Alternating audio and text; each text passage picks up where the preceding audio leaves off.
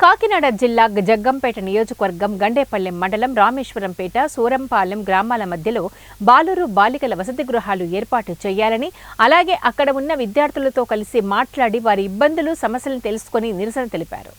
ఈ సందర్భంగా పీడీఎస్యూ రాష్ట్ర కార్యదర్శి కె సతీష్, జిల్లా కార్యదర్శి శ్రీకాంత్ మాట్లాడుతూ ప్రధానంగా రామేశ్వరంపేట సూరంపాలెంలో ఆదిత్య యూనివర్సిటీ, ప్రగతి ఇంజనీరింగ్ కాలేజ్ మొదలగు కాలేజీల్లో చదువుకుంటున్న విద్యార్థులు సుమారు 10,000 మంది 5,000 నుండి 8,000 రూపాయలు అద్దెలు కట్టుకుంటూ బిల్డింగుల్లో ఉంటూ చదువులు సాగిస్తున్నారని తెలిపారు.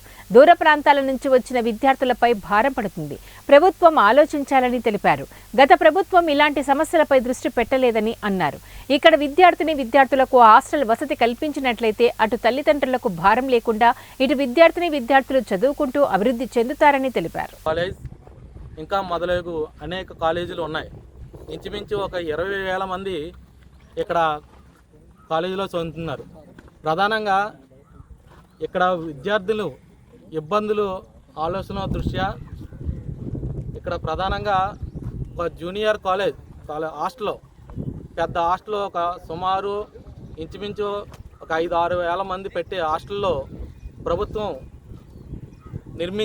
ప్రారంభించి ఇక్కడ విద్యార్థులకి లబ్ధి చేకూరుతారని ఈ సందర్భంగా మేము తెలియజేసుకుంటున్నాం. ప్రధానంగా ఇక్కడ స్టూడెంట్లు SC, ST, BC, OC, minority విద్యార్థులు ఎక్కువ శాతం ఉన్నారు. అద్దెకు వాళ్ళు ఒక్కొక్కరు ఇంచుమించు సంవత్సరానికి 60 నుంచి 70 వేలు ఈ అద్దెలకే కేటాయిస్తున్నారు. అందుకని ఈ సందర్భంగా మేము తెలియజేసింది ఏమిటంటే ప్రభుత్వం వారు స్పందించి జగ్గంపేట